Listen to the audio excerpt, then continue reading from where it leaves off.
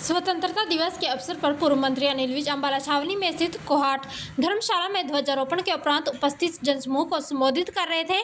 अनिल विज ने कहा कि हम 300 साल की गुलामी से स्वतंत्र हुए। जब आज़ादी की लड़ाई लड़ी गई उसमें विभाजन का कोई एजेंडा नहीं था, उसमें सारे भारत को आज़ाद कराने के लिए लड़ाई लड़ी गई थी। मगर कुछ नेताओं ने षड्यंत्र करके भारत व बंगाल का 20% हिस्सा धर्म के आधार पर पाकिस्तान को दे दिया और इसका अंजाम लाखों लोगों ने इसे भुगता। उन्होंने कहा कि बंटवारे में 10 लाख लोगों ने अपनी जान गंवाई, कई माताओं और बहनों के साथ चरित्र हनन हुआ। लहलहाते खेत कारोबार छोड़कर लोगों को भागना पड़ा। लोग गाड़ियों की छतों पर चढ़कर आए, किस प्रकार खेतों में लोग भागते नजर आए, किस प्रकार उन्हें काटा गया। आज दिन उन लोगों को भी याद करने का है जिन्होंने कुर्बानी दी थी।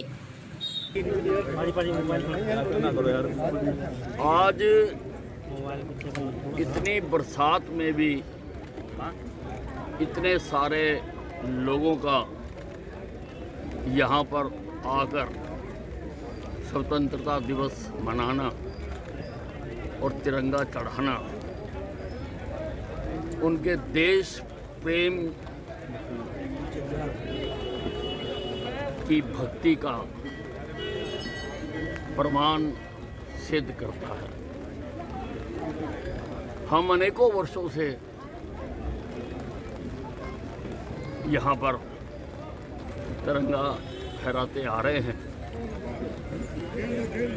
और आज के दिन हमने क्या खोया क्या पाया और हमारी आगे के लिए क्या दिशा है। आज का जो स्वतंत्रता दिवस है वो 2047 में विकसित भारत के संकल्प के साथ मनाया जा रहा है। 2047 में विकसित भारत बने उसके लिए सारा देश लगे, सारी सरकारें लगें,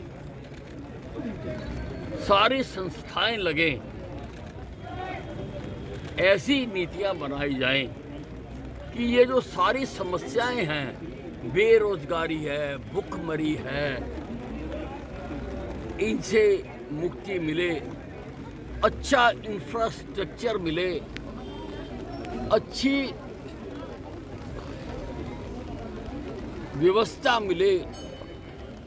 ऐसे कानून बनाए जाएं कि लोगों को किसी क्षेत्र में कोई दिक्कत ना आए, शिक्षा पद्धति में सुधार हो, ऐसे सब काम किए जाएं कि हम भी विकसित देशों की श्रेणी में आ सकें। सर, झंडा फहराने भारत माता की जय। नेताजी को नमन किया गया किस तरह से? नहीं, नेताजी की इस देश को आज़ादी दिलाने में बहुत बड़ी भूमिका है।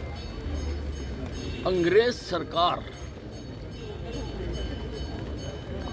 जिसके शासन में सूरज डूबता नहीं था, उसके खिलाफ सशस्त्र युद्ध करना, सेना बनाना,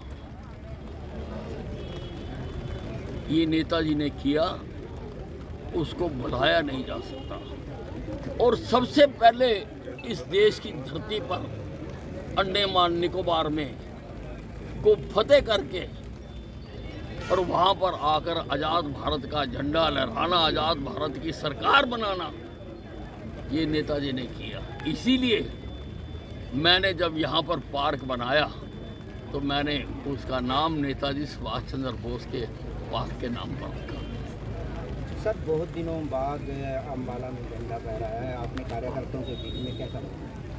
नहीं, देखिए, अब वैसे तो मैं यहाँ पर 40-45 साल से झंडा लहरा रहा हूँ। हम पार्टी की तरफ से यहाँ पर 15 अगस्त 26 जनवरी मनाते हैं। फिर 10 साल पीछे मैं मंत्री रहा तो बतौर मंत्री सरकार मेरी ड्यूटी जहाँ लगाती थी मैं वहाँ जाता था।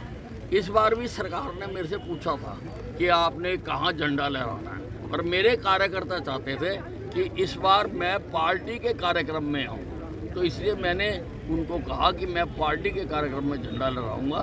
मैं तो पार्टी के कार्यकर्ताओं की इच्छा को नज़रअंदाज कर ही नहीं सकता, इसलिए मैंने पार्टी के आदेश अनुसार आज यहाँ पर झंडा लहराया।